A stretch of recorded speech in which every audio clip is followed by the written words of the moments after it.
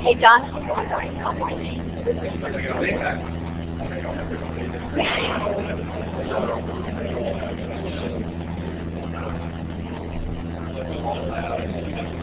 I'm off again. The clicker's going from window to window instead of going through the slide. Oh, we idea how to activate it. Oh, okay. Oh, it's hopping around. No, I don't know. Does it normally? Yeah, usually it's not very even then it's just I don't know. No. I could the last couple Or can you just use this? Can you do that? And I'll just move the, so you're using your mouse over here? Is there any way to move it up there? Because it's way over there.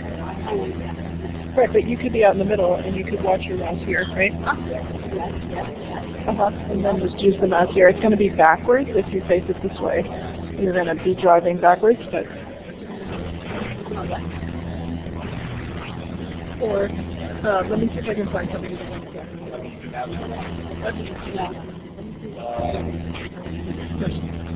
Okay, that would be cool. That would be perfect.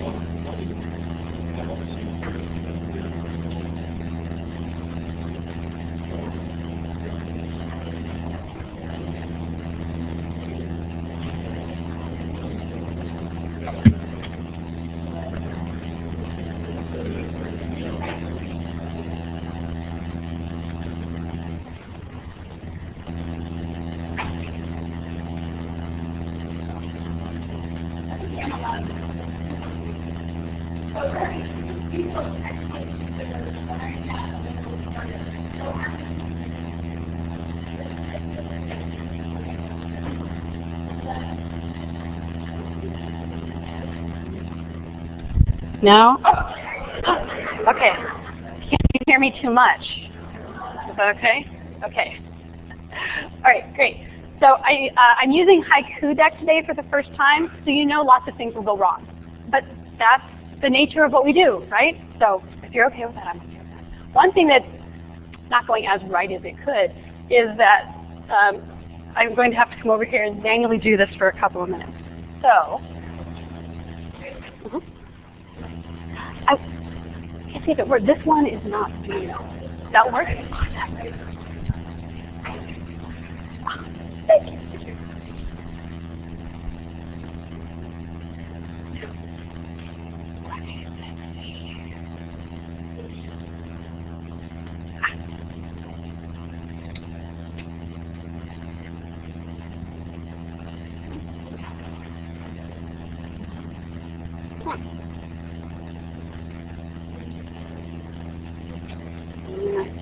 Is it this one?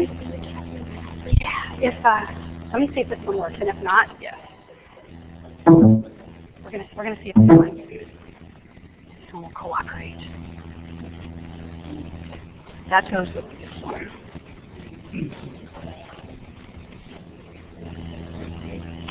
Do you did you?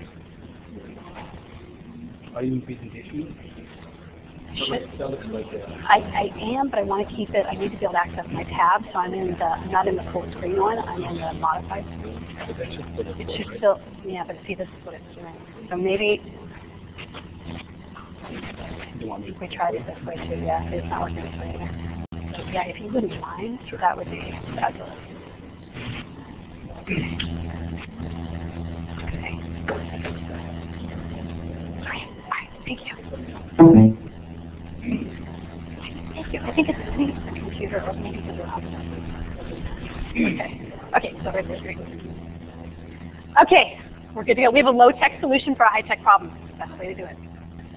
So my name is Tracy Shalin. I teach English at Southwestern College. I'm also really delighted to be able to work for @ONE and the Online Education Initiative. I'll just leave it at that since we're a couple minutes behind. So we're here today to talk about video feedback, and the question is, why? Well, really this starts in my kitchen.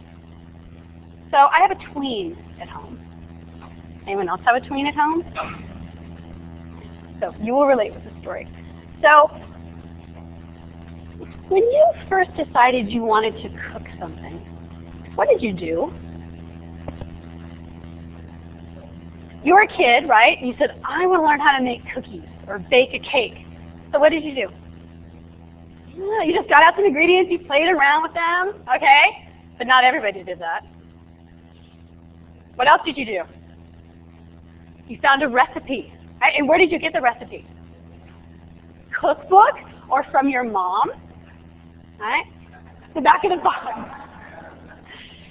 Did anybody ask mom or dad to help you, to show you how to do it?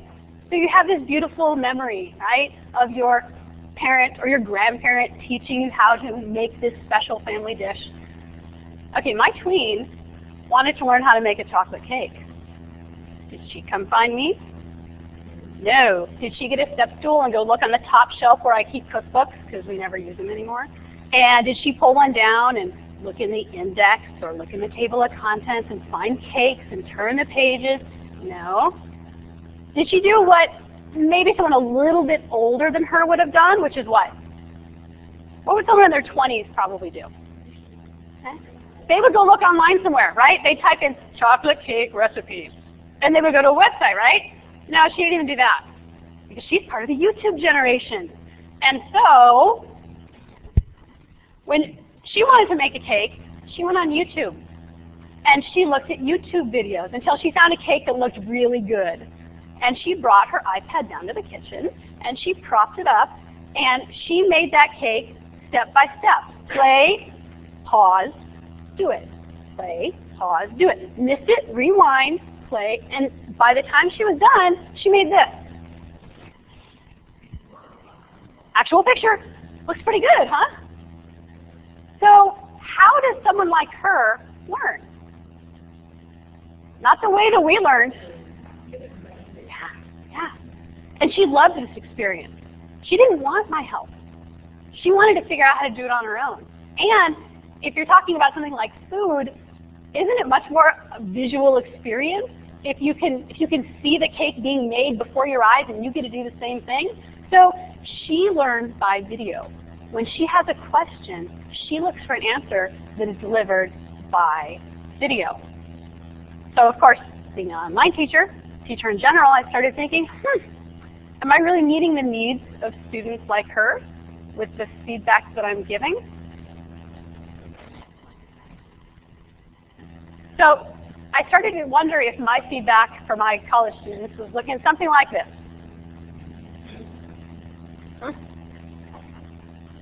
And I spend a lot of time on my feedback. I'm a writing teacher. I give lots of feedback, and I choose my words very carefully, and I try to be as detailed and specific as I can. But that also means that I have a lot to say, and I type a lot. And yes, this is in handwriting, but the effect is the same, right? It's just a lot of text. So I really started thinking about this, and really text alone by itself is problematic for our students. It's toneless. Right? We can't tell as readers what the attitude was behind those words. All we have are the words, and word meanings can be kind of nebulous. It's easily misunderstood. And if a student misunderstands your feedback, that student could what? What happens? If a student misunderstands your feedback and thinks that you are not concerned about their success and don't really want to be doing what we're doing, we're just giving this feedback because we're sick and tired of reading student papers, what's that student going to do? Ignore the feedback, and drop the class, and tune out. So that student will read the feedback but not pay any attention to it. Don't we do this with text all the time? When you're reading a lot of text, at some point you drift off. But this is text that I'm writing to help my students succeed. So that's not what I want. That's kind of crushing. I also think that some students don't read the feedback because they don't think they're going to enjoy the experience. I know it's shocking. I'm sorry. Sorry to shock you. But we took all this time to write it. So that's not the ideal situation for us. So think about it from a student perspective, which I was trying to do after having a slice of cake. And this is what I'm thinking about. A comment like this. I'm not even going to read it out loud because then you'll hear my tone. Right? But if there's no tone, there's just text, what are some ways a student could interpret that?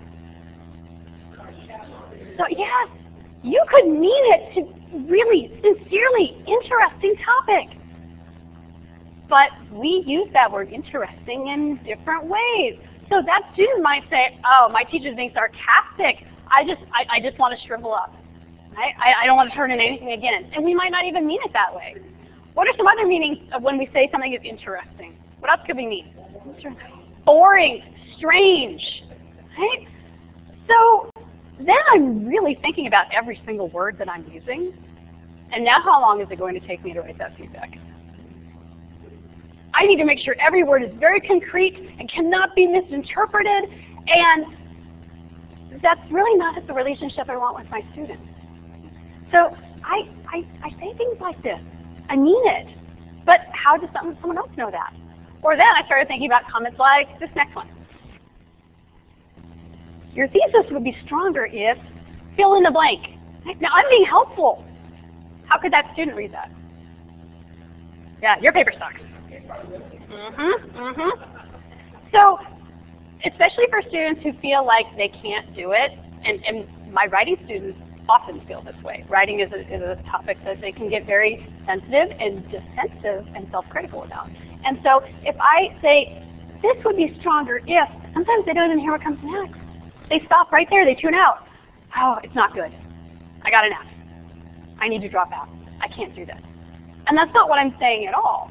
So I realized that text alone is just not going to be adequate enough to really connect with my students and show them that I really want to help them, and I really think that their paper could be even better than it already is if they would just do a few things.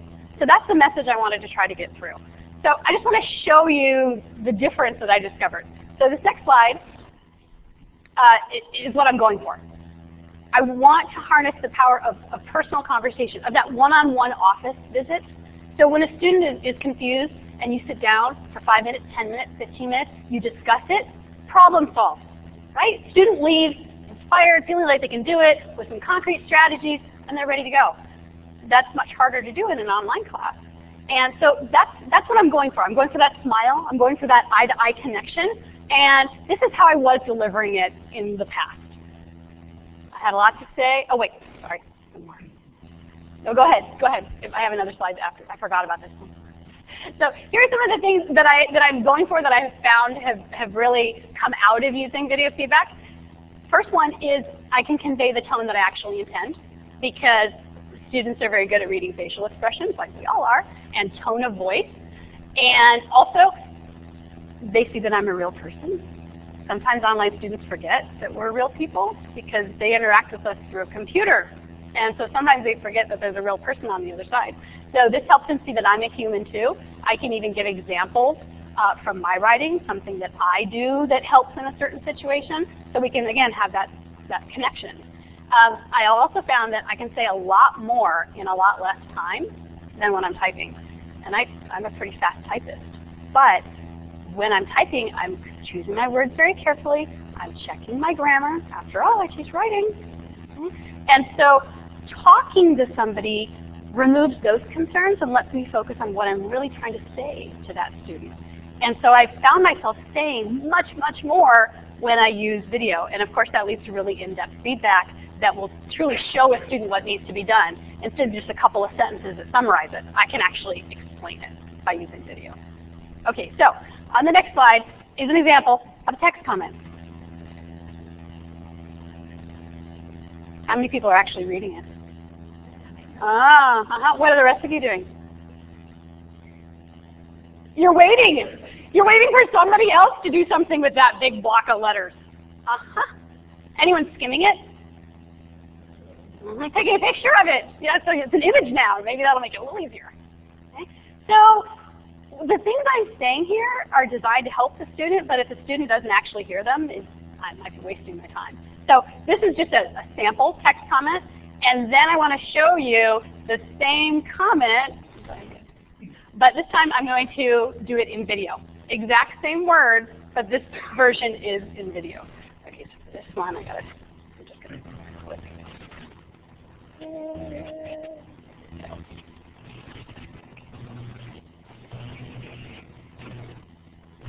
You have picked an interesting topic for this essay. To make the most of it, consider revising your thesis so that you're making a clear, focused point about the use of color. When you have a solid thesis, the sections should be revised to develop this point with convincing examples from the text. Working on the thesis and examples will really help you improve the quality of this rough draft. All right, so what's the difference? So you get to hear that tone, right? What else? I'm a person, right? I'm not just a bunch of text. They can actually see a person. Okay, what else? Yeah, that's one of my primary goals. I want to show them that I really care about what they're doing and I want to help them. Because if I care about it, they tend to care about it more. And if I see that it's really important, that makes it more important to them. What else?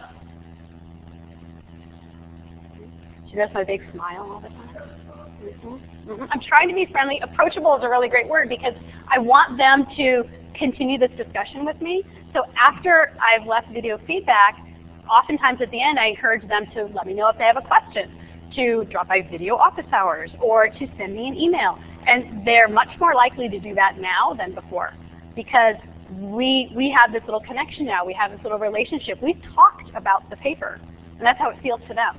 Even though we weren't in the same room, I talked to them about their paper, and I looked into their eyes. And psychologically, that's kind of what happens in our heads when we're watching a video that's directed to us.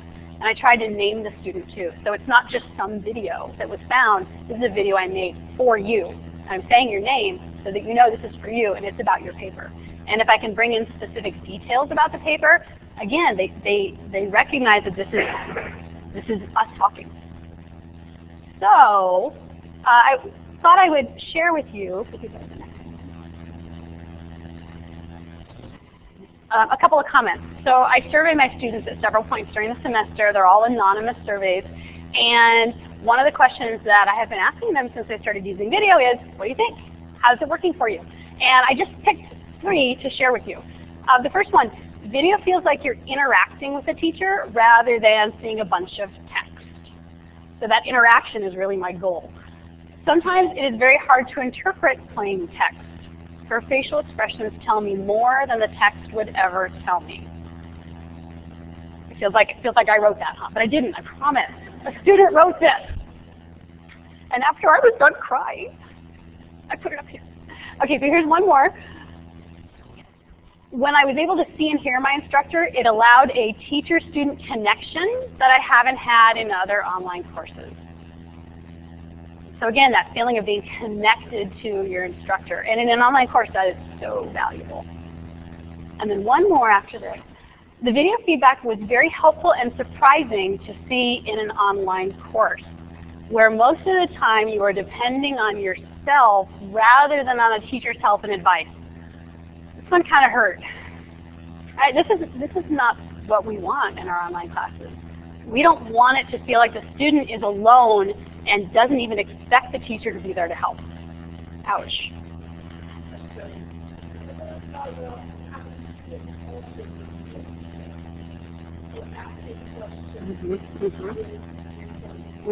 And I'll talk about that a little bit later, but yeah, I encourage them to make videos as well, and I also give them an audio option if they are not comfortable initially with the face, because even that's better than text, and a lot of them really find it liberating, especially students who are very concerned about their grammar, students who have English as a second language.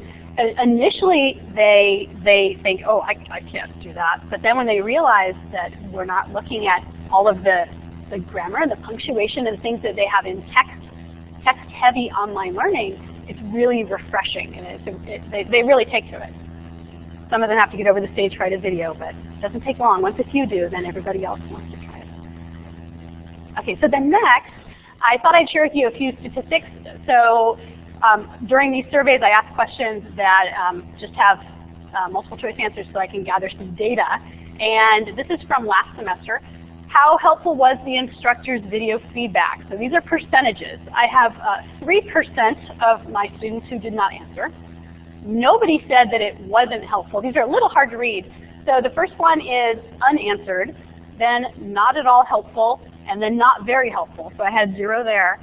13% said that video feedback was somewhat helpful, and 84% said it was very helpful, the highest rating they could give it. So between these two, 100% of those who responded said it was helpful. So that's a pretty good use of my time. So 100% of them are finding it useful. That also tells me that all except maybe that 3% are watching the videos. Right? Okay, so then this was 2 sections, so that was about 50 students. Okay, and then the next one is another question on the same survey, also from the same semester, I believe.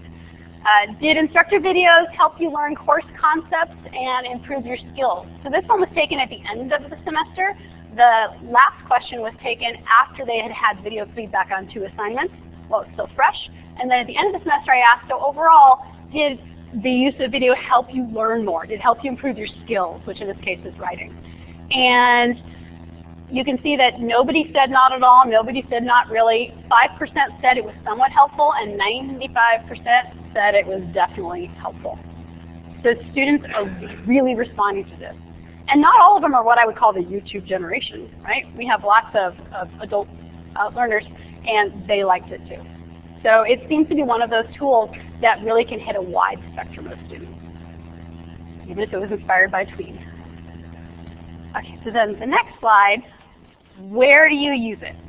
So we can talk a little bit about how I use video feedback. I thought I'd show you a few examples so you can see it in place in my courses, and then maybe you have some ideas that you could throw into the discussion too, because I'm just scratching the surface of this. All right, so this is where we're going to have to pop out a little bit. You can go to the next slide. Okay, so feedback on outlines is one place that I really like to use feedback because this is the idea stage for students. And I found that if I can get them early when they're just putting their ideas together and help them refine those ideas, organize those ideas, then the papers are much, much better. So I save time at the end if we have a better outline going in. So I really like doing feedback on outlines so that we know that by the time we get to the end, this paper is going to be a stronger paper for me to read. I might even have less feedback than I need to give at that point because I gave it earlier when they really needed it. So this is just an example from my course, which is in Blackboard. Over here is the outline. And as you can see, I leave a few margin comments here and there about specific words or phrases that I want to pull out and discuss. And then on the side, they see the video. So all they have to do is click it, and they can hear my feedback while they look at their outline at the same time. And I'm looking at their outline as I'm leaving the feedback too, so that we both can have the outline in front of us, kind of like we would in a face-to-face conference. So I'm going to show you this one. Oh, that's right.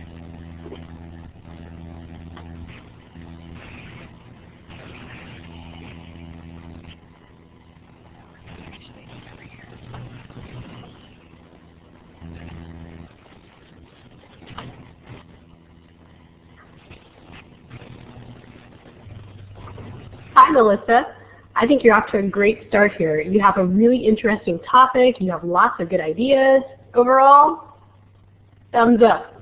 I have a few suggestions to help you take this really strong outline and develop it so that it can be an even stronger paper. So, number one has to do with your thesis. You have a clear topic here, and I see a clear point as well. What you want to do now is tighten up the language a little bit. So when you say I think or I feel, it takes away from the power of the point that you're making. So the focus should not be on you and what you think, but on the point that you are conveying to your readers. So I think if you just trim the language in that thesis down a little bit, it will really make your point forcefully.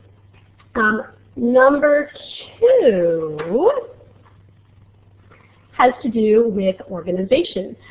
You have a lot of really specific ideas and good support here, and I think that taking a bit of time to carefully organize those ideas will help you make the most of them. So remember our basic outline structure. And so as you can see here, you've got a solid thesis, and what you want to do is try to organize your ideas into several sections. Right now, the ideas kind of jump around. So you're talking about one, you move to another, and then it seems like the third section is very similar to the first. So perhaps you want to reorganize so that each section makes a separate, specific point to support the thesis. So again, take a look at section 3, see if it seems to be too similar to 1, and you could either combine those and come up with a new idea, or you could refocus your third section so that it's independent of your first and your second. So your first section is focusing on character. For your third section, you could choose a different focus, or if you really are interested in Boomer's character, then fold that into the first section and come up with a new idea for the third. And speaking of third, my third point for you has to do with support. I would say overall you are really in great shape with your support. Yay! You have lots of specific examples. You have quotes from the stories. So I think that you're good to go there. Just make sure that the support is in the correct section if you end up reorganizing that third section. So overall, you are really off to a good start here. I am looking forward to reading this paper. And if you have any questions as you're fine-tuning this outline, you can always drop me an email. All right, happy revising.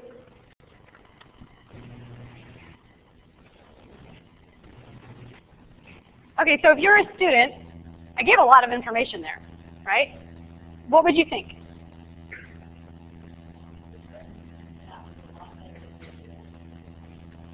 And I never would have typed all of that, right? How long would that have taken me? So that video, most of my videos are between 1 and 2 minutes. And to type that would have taken me 5, 6, 10 minutes, right? Because I was saying a lot. But I was talking as I was thinking and as I was looking at the outline. So I was able to just explain ideas and not worry about how much time it was taking and how organized they were.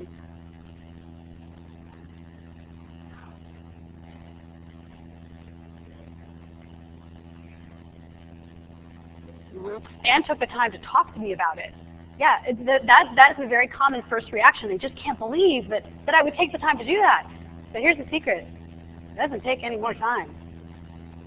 That 1 to 2 minute video, that's how much time I took. 1 to 2 minutes. I don't take after take after take. I don't redo it if I say or ah, or if my dog walks behind me. No. I make the video and then that's it. Because if I was in front of a classroom or working with a student, I would just work around something that happened, right? I'm not going to say, wait a minute, can you go back out and then come back in again? Can we start over? No. So it actually takes me less time, believe it or not, to leave video feedback than it does written feedback.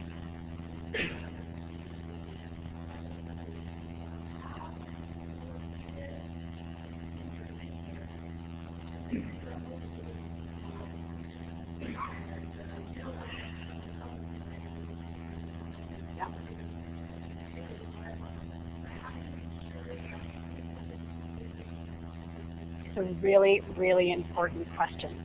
And I'm actually going to show you what that looks like in a little bit so you can see, because you don't want to make the mistake of making this public. Absolutely not. So all of my feedback videos are unlisted videos. The only way you can see it is if you have the link. The only place the link is embedded in our LMS, which is secure and password protected, and only the student can see the student's work. So it is not out there for anyone else to see. So it's very important that you do keep it that way. Now, if a student chooses to share, which I've actually had happen, that's not not in your control. I do this in a hybrid class, and it's a flipped hybrid. So when we're in the classroom, we're working together in groups, we're giving each other feedback, we're working on projects, and so it's very loud in there. And so I'm walking around one day in this hybrid class, and I see this group of 3 just huddled, looking down. What on earth are you doing? And it was noisy, so they were huddled together so they could hear.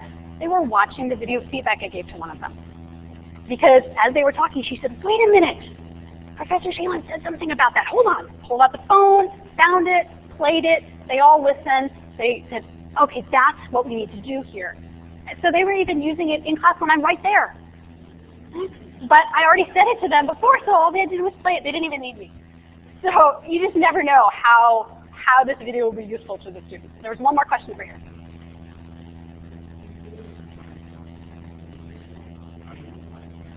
You are not, unless the student needs it. So if the student needs captioning, I caption it for the student. But because it's single use for one student only, if the student does not need or request captioning, it is not necessary to do. Because that would take a lot more time than 1 or 2 minutes, right? Yes, this is for an online class.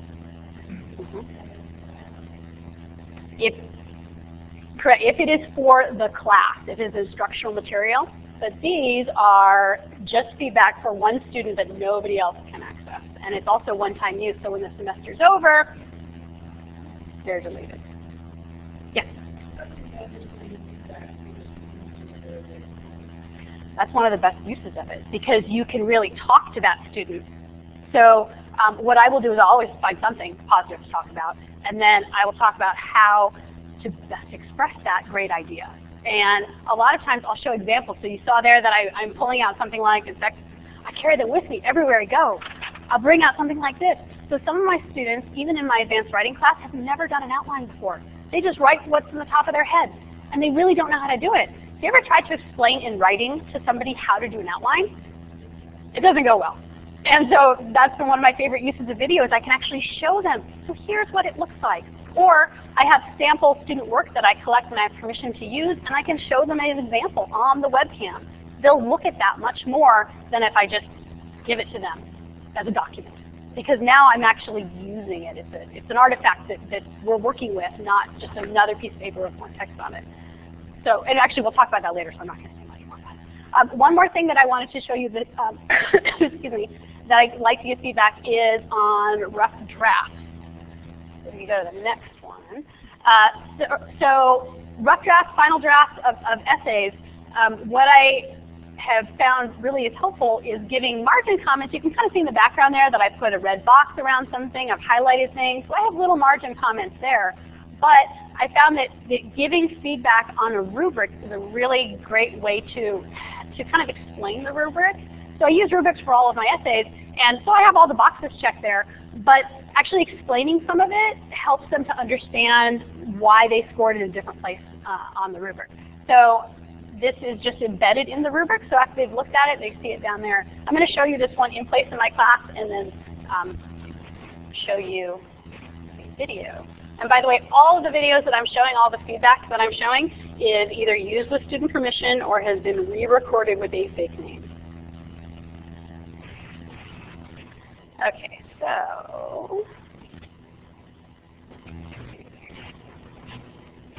so here's the paper. I'm going to open up the rubric here and scroll down. And down below here is the feedback. Michelle, I've thoroughly enjoyed reading your paper. You have a great thesis. You have picked just the right support to back it up. You discuss your quotes really well, and it's just a really entertaining and convincing paper. So bravo, fabulous job here. I have one little suggestion for you. In the boomer section, I was thinking about how you could fully develop the thesis's point that the characters being unprepared can cost them relationships. And since we don't see the end of the relationship with Heza, I was thinking perhaps you could focus on some of the other relationships he sacrificed in his determination not to go to sleep. His on-air radio partner, his boss, Dr. Lori, pretty much everybody else. So that might be a way to tie that little piece into the thesis. But all in all, what a delightful paper this is. Great job. Anyone know what story we were talking about there? It's called The Kind Assassin by Casey Boyle. Now you're going to have to read it, right? So that's just an example of the kind of feedback I give. I can really talk about how much I love this paper and how fabulous it was, and then I can give that suggestion, and it'll be much more likely to be listened to, right? Because the students are thinking, wow, I really did it. I did what I wanted to do. Oh, and that can make it better. All right, I'm going to do that too. So framing it that way really helps the students make better use of the feedback too. Okay, and then after I started doing these for a while, I realized there was a video piece that I was missing in my video feedback collection, and that's on the next slide. I realized that I needed to make a video explaining all of this to students because I was trying this out. It was very successful. It's something I wanted to implement permanently in my courses. So I made a video that explains what students should do, how they can find it, how they can use the feedback, because for most students they'd never seen anything like this and they weren't quite sure what to do. So I have a video that's actually, I'm going to have to pop out of this again.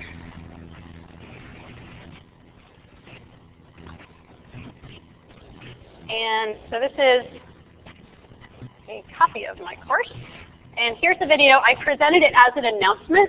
So the students, before they get their outlines back, they watch the video. And of course, this one is captioned because I'm using it for all the students and more than them. Hello, dedicated writers. I have decided that for our first outline review, I'm going to use video to give you feedback. This will let me say much more than I could typing into that tiny text box. So I want to show you how to access that feedback. So I have logged in here as my fake student. I'm going to go to Course Grades,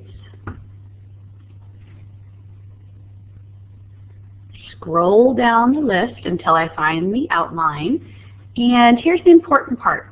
Click on the title of the outline, O'Connor Essay Outline. Don't click on the webcam video because then you won't be able to see your outline as I'm giving you the feedback. So if you click on Essay Outline, you will see the same place that you turned in your outline, except this time you will also see me right next to your outline. And if you click on play, you will be able to hear me talking about your outline with you. Then when you're done, you can click out of it and you can go back in as often as you like. It will be there for you all semester long. So I hope that that helps you get more thorough feedback and have a stronger sense of what needs to be done moving from the outline to the rough draft.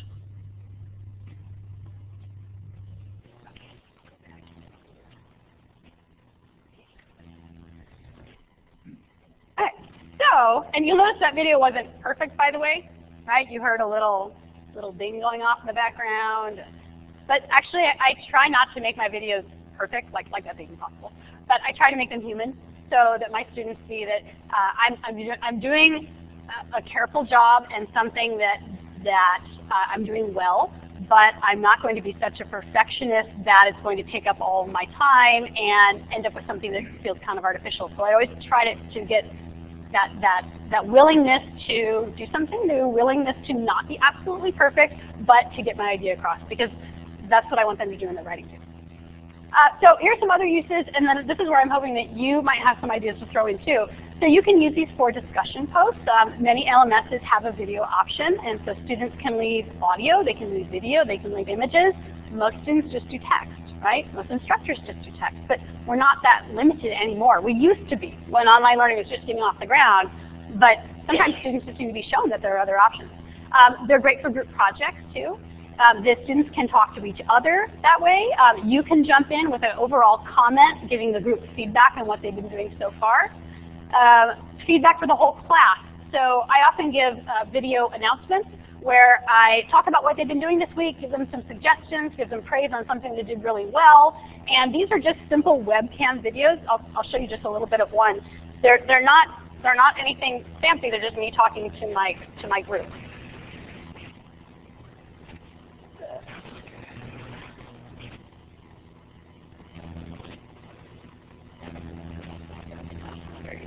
Very persnickety. No, no. There it goes. Okay.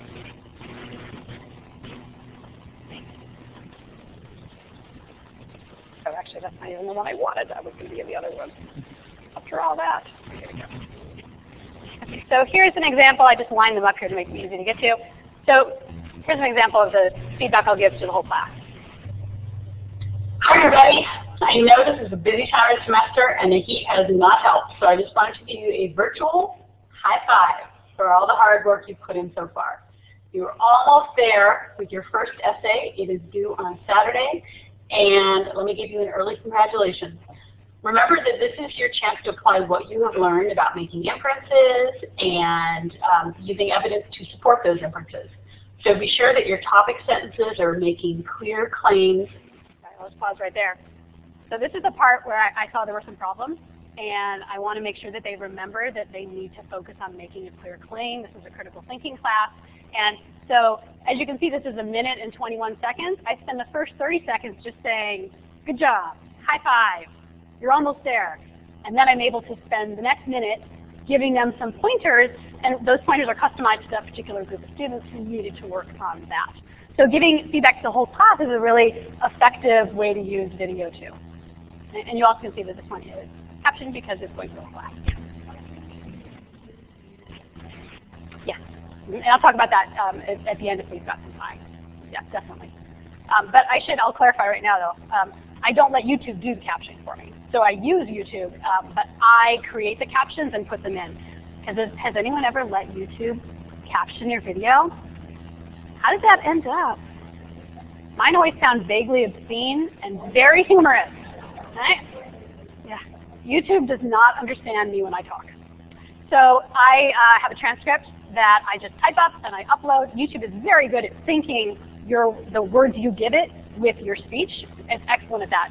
It's not so good at guessing what you're saying.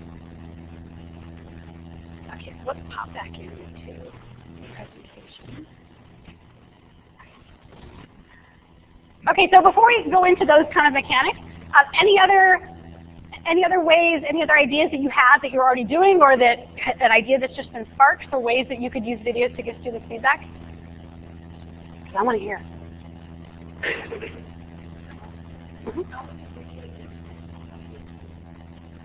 And actually, that's what we're going to talk about next.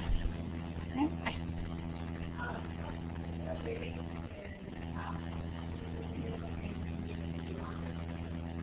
Ooh, yes. So if you are doing a screen capture, like you saw me when I was showing them where to find it, if I am playing their video, then I could absolutely comment on it. In fact, if it was a speech they were giving, I could even draw little arrows and point out their facial expression, or I could circle something that was distracting in the background. Yeah, that would be great. That's a great idea.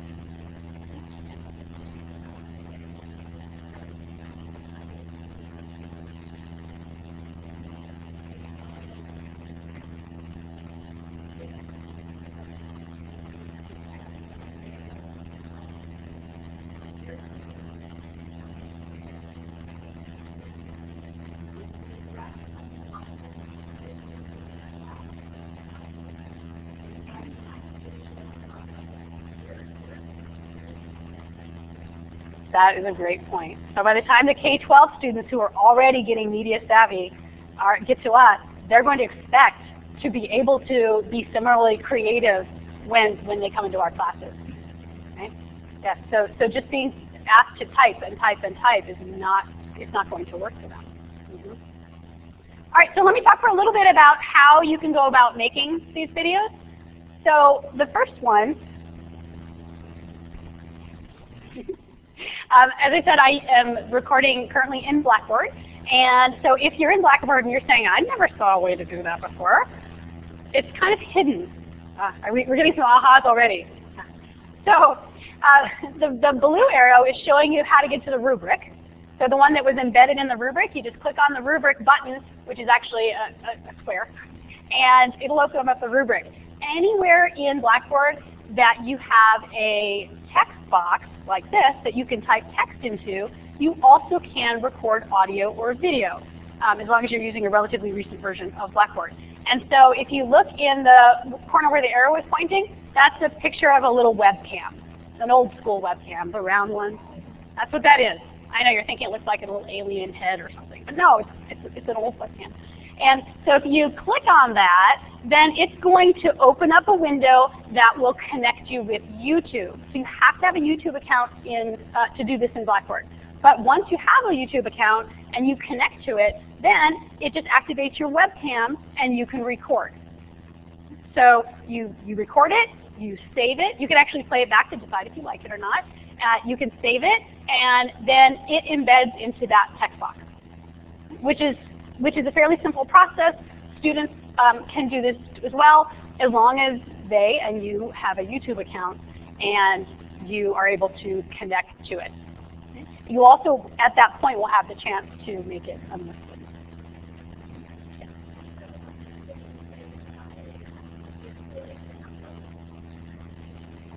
In the haiku deck, those are all screenshots. So this morning, James was talking about Jing. I love Jing. So I use Jing to do most of my screenshots. And so all I did was use Jing. It's a free tool. I just dragged my area, I saved it, and then I put it into my slides. So one thing I don't think I actually explained here is what this arrow is pointing to open up a full text box like this. You need to click the capital A. And this is the part that most people don't see.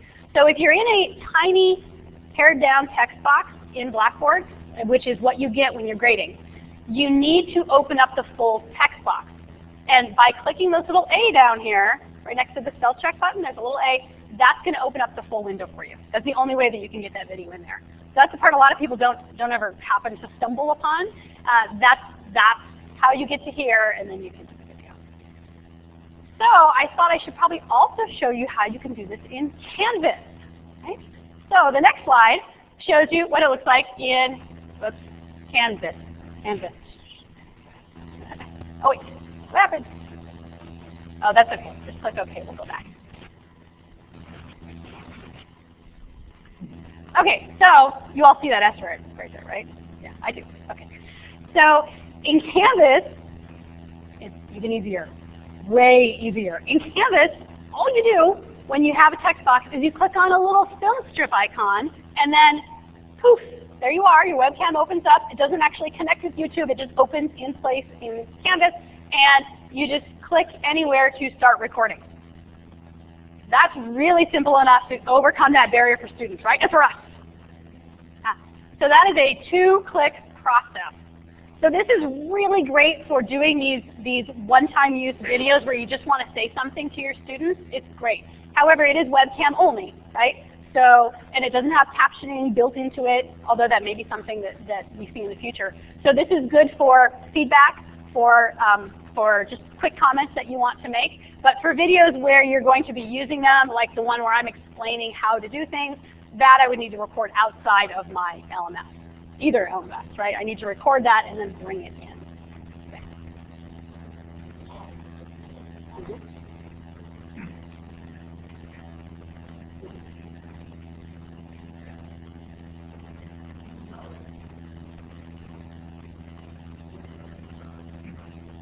It is not required if the student does not need it and it's one-time use.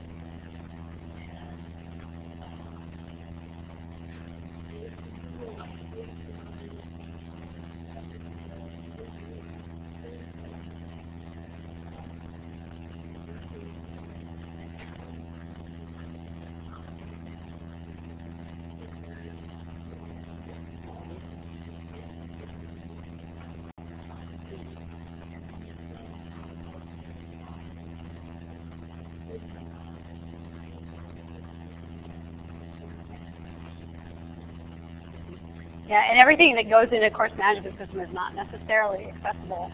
You can take a YouTube video and put it in there, and it doesn't have captions and it's not at all accessible. You can certainly put it in there. So yeah, there's a lot that we as instructors need to do to make sure that our videos are accessible if we're using them for instruction, or really just to share with the entire class. Even if it's just a quick video you're giving to the whole class, if it's for everybody, it needs to be accessible. If it's part of your content, yes.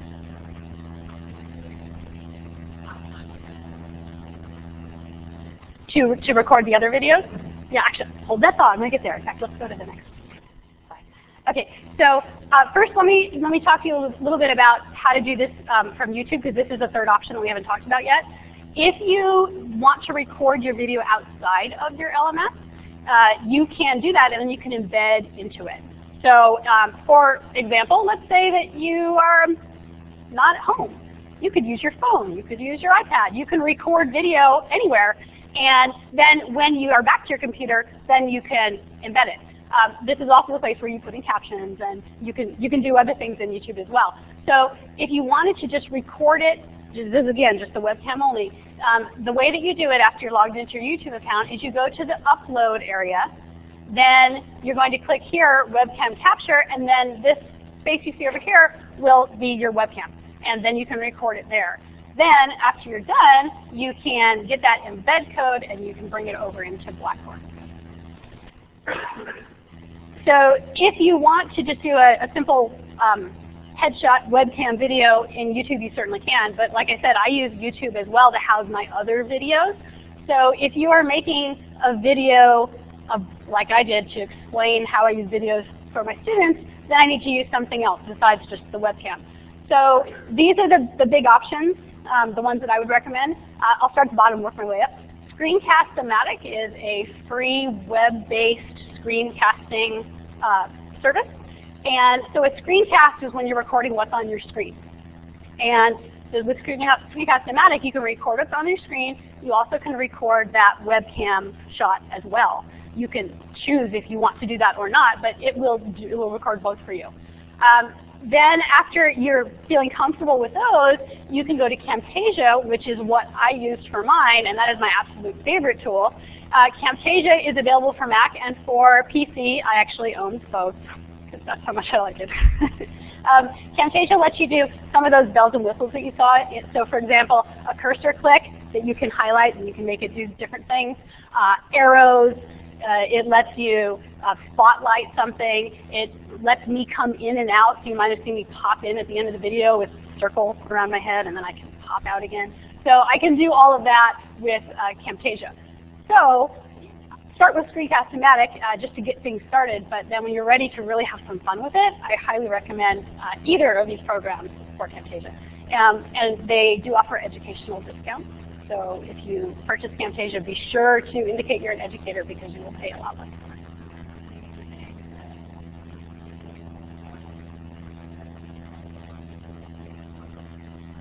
Yeah, College Vibes is a great resource too.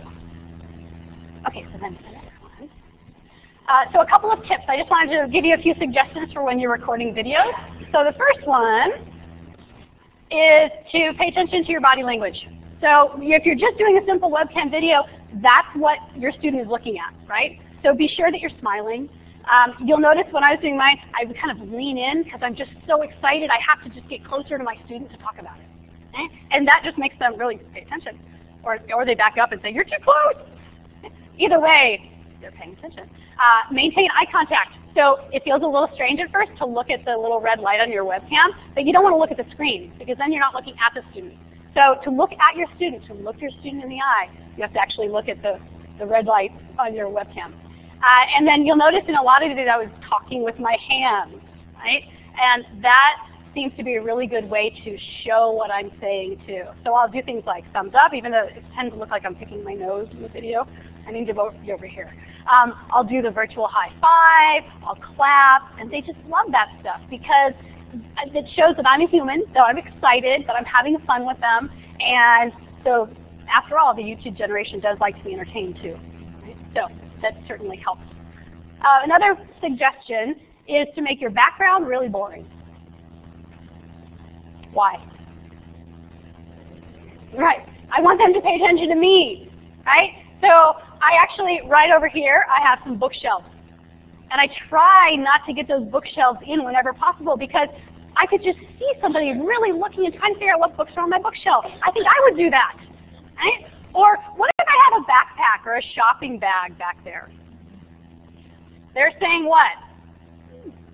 What's in the bag? Ah, oh, she shops there? I shop there. And they're not listening to me anymore, right? So try to make your background boring and try to use the same one. Maybe not every single time, but familiar enough to them that they're not really paying attention to it. All right, another suggestion is to use props. So you saw that I like to hold these up when I'm doing my feedback. And this does a couple of things. First of all, people giggle, right? Students do too. So they like it. They think it's funny. They think that I'm goofy. That's okay. The other thing that it does is it keeps me focused because I only have 3 of these numbers. And so if I'm trying to say more than that, I'm saying too much. I don't want to overload my students. I want to make 3 main points for them. And so this keeps me on target. One of the problems that can happen when you are doing webcam feedback is you can just talk finally. Finally, you can just talk. And some people talk and talk and talk and talk and talk. And if you leave a 10-minute video where you're just rambling, that's not going to really help your students. So I like to use my numbers to keep myself focused, and what I discovered is my students use them too. So when they're reviewing the feedback, they rewind to the 1 if that's the one they needed, or they look for the 2. So they're markers for my students as well. Another thing that's great to use is the examples, like I was holding up sample outlines. I'll also have our textbook handy, and I can open it up to show them an example, to show them where they need to go to find something. For a lot of you who teach in, say, the humanities, you could actually hold up some artifact that's related to what you're studying and show them an example of it. So there are lots of great props that you can use during your videos. So I always have these things just in a stack. So for example, when I'm teaching the research paper, I have a sample works cited page. And so if something looks really off, I just hold this up to the webcam and I show them, this is what that part should look like. This is how you do that. If you have 2 authors, here's how you do it. And seeing that visual example is much more effective than saying, turn to page 37, or go to this website and scroll down to this section. They're not going to do that. But if I show them, then they'll remember. All right, one more here. When we're talking about privacy, so someone asked about this earlier, to make sure that you don't run afoul of FERPA, that you keep your students' privacy preserved, I have 2 suggestions for you. Number 1 is to make sure that those videos are unlisted. So if you're doing it the Blackboard route, you'll have an opportunity to select that before it's uploaded. If you are recording a video in YouTube, then it's going to be in the settings under the basic info. So you go to info and settings, basic info, and then you would select unlisted. So unlisted means that the only people who can see it are those who you give the link to.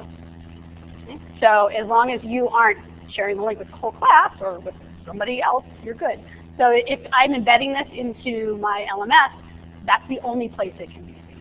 Okay? And another suggestion to go along with that is on the next slide, and that is not to discuss a specific letter grade in that video. Give your feedback. Put the grade in the LMS.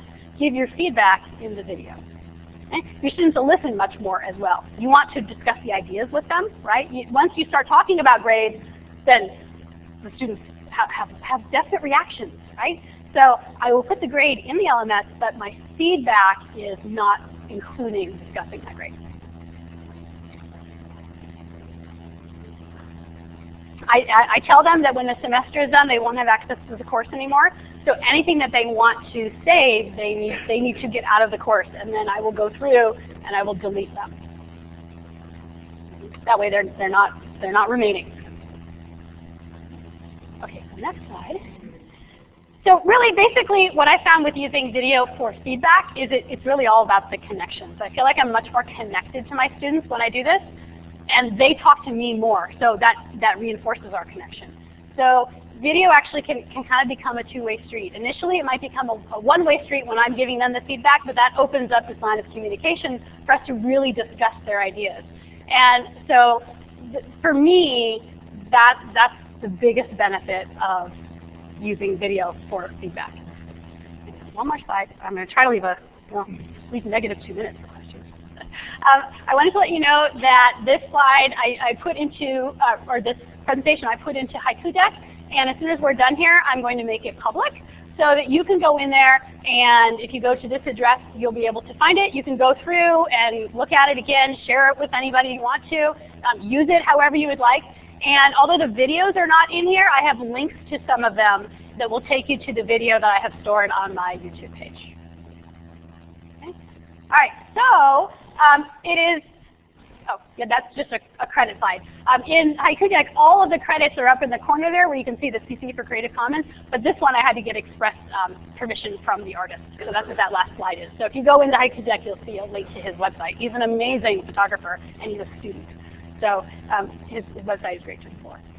All right, so I know that we are officially out of time here, but I'm happy to stick around if you have any questions. And we'll start next. If not, thank you so much for coming.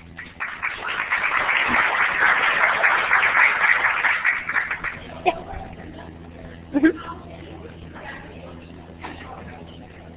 Oh, that's a good question. So the question